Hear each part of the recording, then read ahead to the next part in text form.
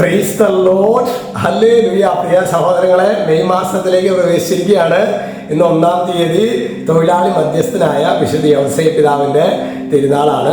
അതുപോലെ തന്നെ നമുക്കറിയാം, ഇന്ന് തുടങ്ങി മാതാവിൻ്റെ വണക്കമാസമല്ലേ, മെയ് മാസ റാണി, മെയ് മാസ വണക്കത്തിൻ്റെ കാലഘട്ടമാണ്. പണ്ട് കാലങ്ങളിലൊക്കെ നമ്മുടെ കുടുംബ പ്രാർത്ഥനയിലൊക്കെ നിർബന്ധമായിട്ടും ഉൾപ്പെടുത്തിയിരുന്ന ഒരു പ്രാർത്ഥനയാണ് നമ്മുടെ മാതാവിൻ്റെ വണക്കമാസം.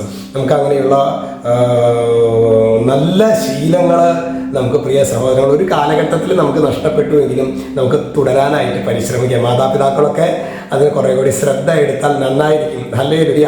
പിന്നെ well began is half done. മാതാവിൻ്റെ വണക്കമാസം നന്നായിട്ട് ഇവിടെ ആരംഭിക്കുക. അമ്മ നമ്മെ സഹായിക്കും. ഹല്ലേലൂയ. ഇന്ന് നമ്മൾ ധ്യാനിക്കുന്നത് അത് റോമർക്ക് എഴുതിയ ലേഖനം 1:6. ഇവിടെ വചനം പറയാണ്, യേശുക്രിസ്തുവിനെ സ്വന്തമാക്കാൻ വിളിക്കപ്പെട്ടിരിക്കുന്ന നിങ്ങളും അവരിൽ ഉൾപ്പെടുന്നു. റോമർക്ക് എഴുതിയ ലേഖനത്തിൽ പറയാണ്, യേശുക്രിസ്തുവിനെ സ്വന്തമാക്കാൻ വിളിക്കപ്പെട്ടിരിക്കുന്നു നിങ്ങൾ. പ്രിയ സഹോദരങ്ങളെ, യേശുക്രിസ്തു എന്ന ദാനം ഓൾറെഡി നൽകപ്പെട്ട് കഴിഞ്ഞു. ഇനി ഈ ദാനത്തെ സ്വീകരിക്കണോ വേണ്ടയോ എന്നുള്ളത് നാം ഓരോരുത്തരുടെയും സ്വതന്ത്ര തീരുമാനമാണ്. എനിക്ക് യേശുവാകുന്ന സൗജന്യ ദാനത്തെ എനിക്ക് വേണ്ട എന്ന് ഒരു വ്യക്തിക്ക് തീരുമാനമെടുത്ത് പിശാചിന്റെ വഴിയിലൂടെ ഒരു വ്യക്തിക്ക് പോകാൻ പറ്റും.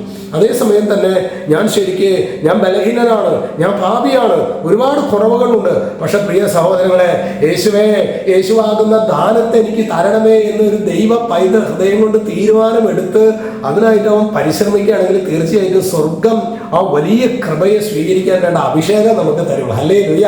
അതുകൊണ്ട് ഇന്ന് ഒരു പുതിയ മാസത്തിന് 1-ാം തീയതി അല്ലേ, ശരിക്കും നമുക്ക് ആത്മാർത്ഥമായിട്ട് പ്രാർത്ഥിക്കാം.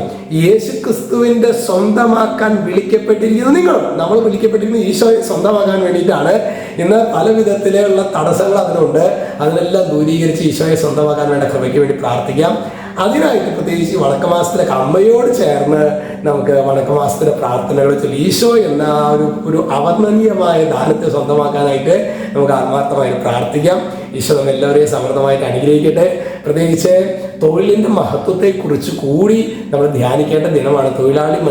തൊഴിലാളികളുടെ മധ്യസ്ഥനായ യൗസേപ്പ് പിതാവിൻ്റെ തിരുനാൾ ആഘോഷിക്കുമ്പോൾ തൊഴിലിൻ്റെ മഹത്വത്തെ, ഏത് തൊഴിലാണെങ്കിലും അതിന് മഹത്വമുണ്ട്. ഈശോ ആഗ്രഹിക്കുന്ന തൊഴിലുകൾക്കെല്ലാം അതിന് മഹത്വമുണ്ട് എന്ന് നമ്മൾ ധ്യാനിക്കേണ്ട. അതുപോലെ തന്നെ തൊഴിലാളികളുടെ തീർച്ചയായും അവകാശങ്ങളെക്കുറിച്ചും കടമകളെക്കുറിച്ചും നമുക്ക് അവബോധം ഉണ്ടാകുവാനും സ്വർഗ്ഗം നമ്മെ സഹായിക്കട്ടെ. ഈശോ നമ്മെല്ലാവരെയും അനുഗ്രഹിക്കട്ടെ, ഇപ്പോഴും എപ്പോഴും എന്നേക്കും. ആമേൻ.